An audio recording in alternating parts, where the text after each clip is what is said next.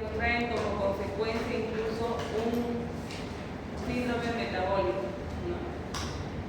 Pero aparte tenemos que considerar un elevado factor genético que puede ser predisponente, y en ese contexto la OMS ha calificado a las dislipidemias en una clasificación fenotípica, y para eso se ha utilizado la electroforesis, que es un método que nos permite evaluar la concentración de las fracciones de las apolipoproteínas y no solo de las lipoproteínas. Sabemos que cada una tiene una función dentro del organismo, y va a ser el transporte precisamente de estas proteínas. Entonces, según Fredrickson, se pueden clasificar en dislipidemias de tipo 1, 2A, 2B, la 3, la 4 y la 5, y cada una tiene una alteración en uno de sus parámetros, que puede ser directamente las lipoproteínas, los kilomicrones, las LDL, y para eso asociamos esto a una alteración que puede ser netamente enzimática. Si ustedes se acuerdan de lo que es el metabolismo del colesterol, la síntesis del colesterol y de los triglicéridos, entienden también cuáles son las alteraciones enzimáticas. En la síntesis del colesterol, por ejemplo, ¿qué es lo primero que se sintetiza?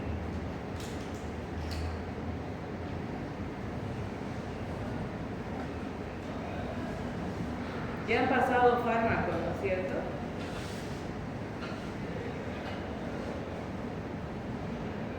En la síntesis de los triacilgliceroles, ¿qué se sintetiza? Porque ¿cuál es la función del colesterol en el organismo?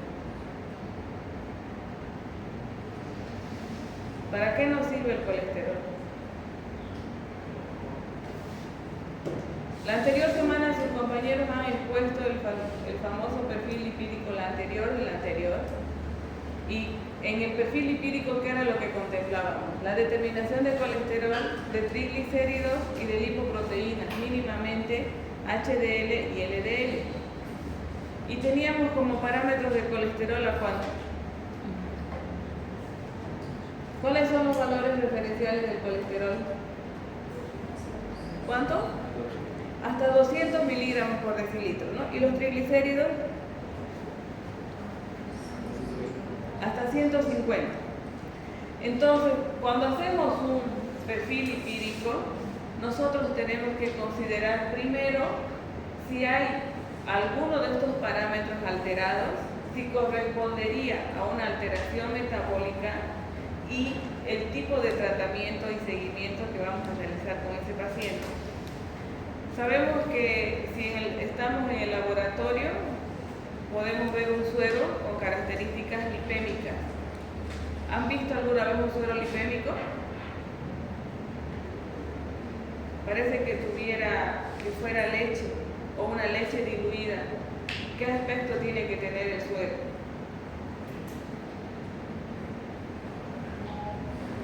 El suero tiene que ser transparente, límpido, amarillento, ¿no es cierto? Pero el suero de un paciente con alteraciones metabólicas o con alteraciones en los valores del colesterol o alguna de las fracciones de lipoproteínas va a ser suero lipémico.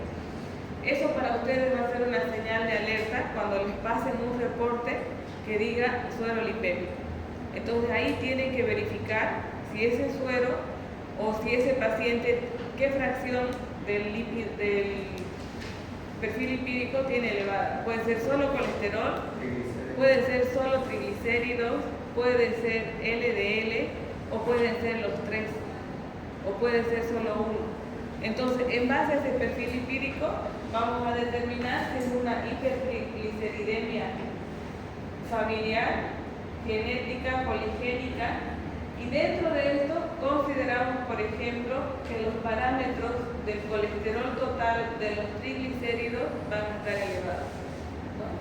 Entonces, existen reglas y tablas que nos van a permitir definir el tipo de dislipidemia de nuestro paciente. Aparte de eso,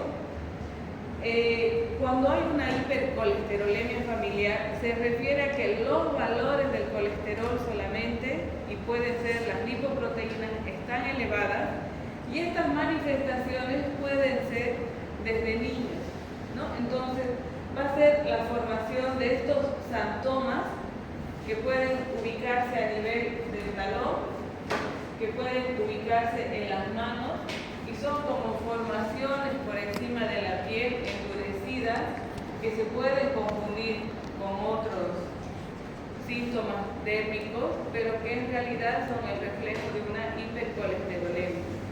Entonces, en estos casos es más fácil que los niños, por ejemplo, sufran de un trastorno cardiovascular o que puedan sufrir ataques cardíacos o que nazcan ya con una insuficiencia cardíaca que se va a complicar.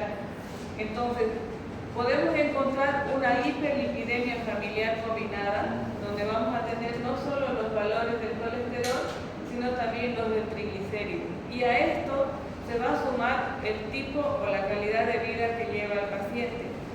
Sabemos que hay familias que genéticamente, funcionalmente, por tradición, están acostumbradas a consumir alimentos en gran cantidad.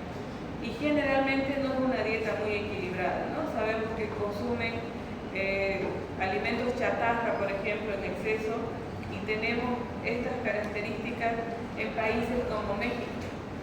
México es uno de los países que en los últimos 10 a 20 años ha desarrollado un elevado índice de obesidad infantil.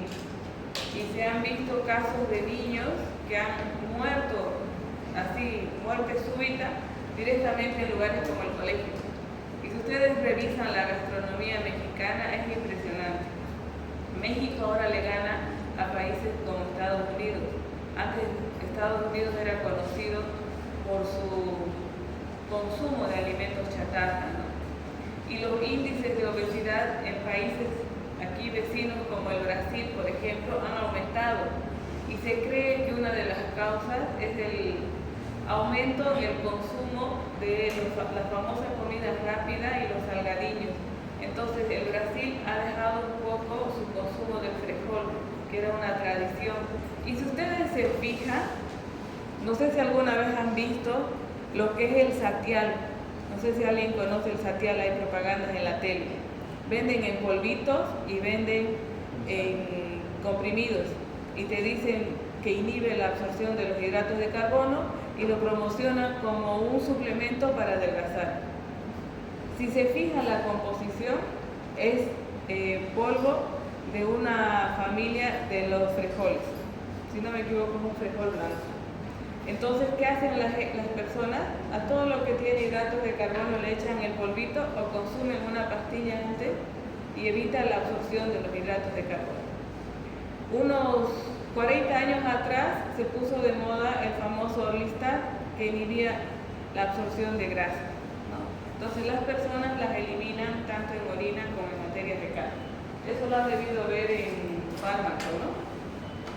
En el tratamiento de la obesidad, como lo han visto. Porque cuando se lleva hipolipemiante, se llevan este tipo de fármacos.